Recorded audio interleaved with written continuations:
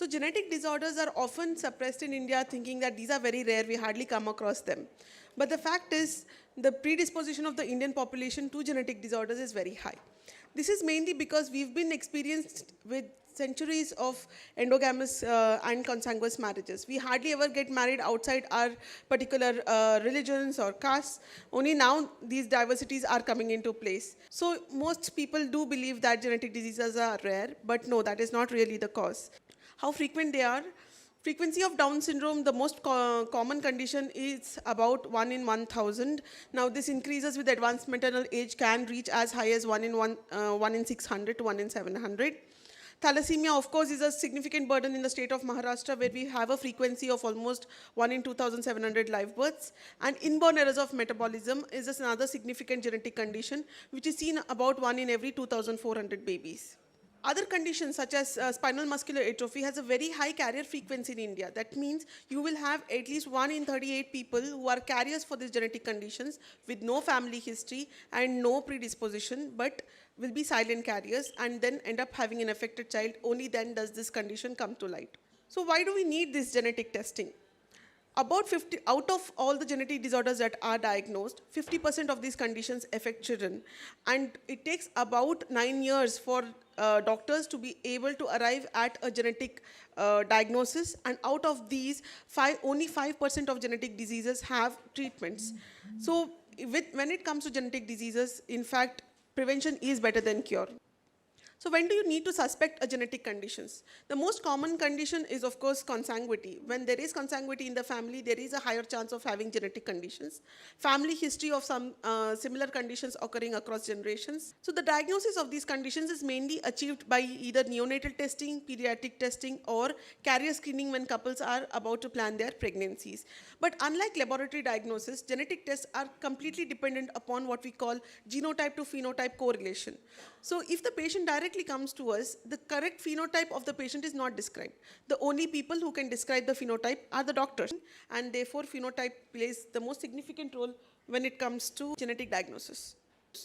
One of the most common misconception about genetic testing is one test is done and it's sorted. And the most common test that everybody opts for is karyotyping. Then mitochondrial genome sequencing is preferred when all babies of a parent are affected in a similar way, because we inherit all mitochondria from our mothers. So prevention of genetic disorders are categorized at different stages. The most common is, of course, maternal serum screening. It is important to mention to the patient that this is a screening test and other confirmatory tests are required to ascertain the genetic status of this baby. In cases of fetal reduction or vanishing twin, it is always advised to wait for a minimum of 2 to 4 weeks before going for such tests. In case a biochemical screening comes high risk, it is advisable to go for the next level screening, which is a genetic test, most commonly known as NIPT. NIPT now can handle all chromosomes as well as deletions, duplications, and also single gene disorders.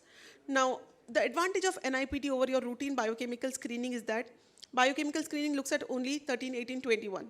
But non-invasive prenatal screening, NIPT, will then look at all chromosomes. Specifically, 13, 18, 21 XY have the highest sensitivity for this test, and the rest of the chromosomes are at about 65 to 70%.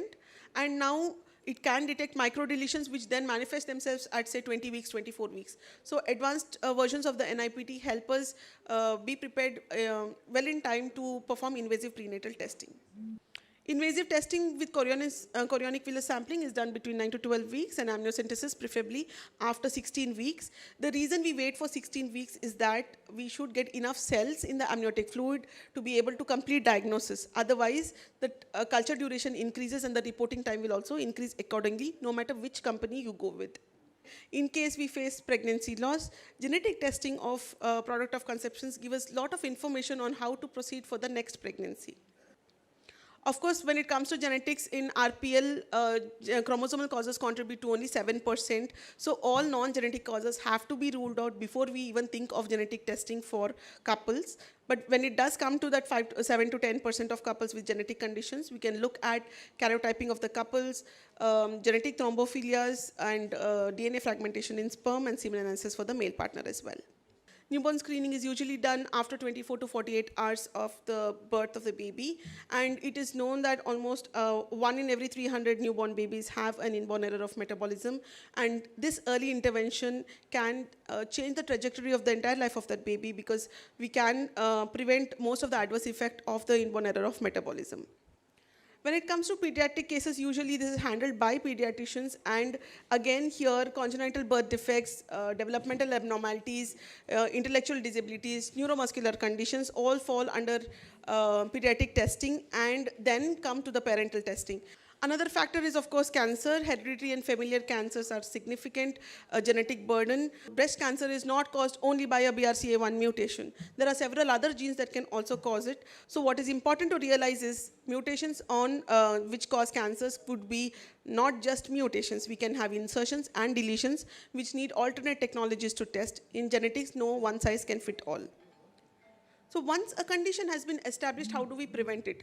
Prenatal diagnosis is the most common way to prevent it, but this involves the mother taking a hard decision to terminate the pregnancy in case the child is shown to be affected. Of course, through IVF, we can grow embryos in the lab. What IVF does is gives us the advantage to access the embryos before they are transferred into the patient, and we can take a very small biopsy and help diagnose genetic disorders with this. So what genetic testing in embryos does is it helps us give an opportunity to transfer genetically healthy embryos to the patient. Once a genetic test has been ordered and we get a report, a genetic risk assessment is done, and the genetic counselors discuss with the clinician, develop a plan for the patient, discuss how they're going to handle the case, and then talk to the patient for a post-test counseling where they explain the findings. We suggest them support groups, psychological support, and to give them hope that they can avoid this condition in the next generation.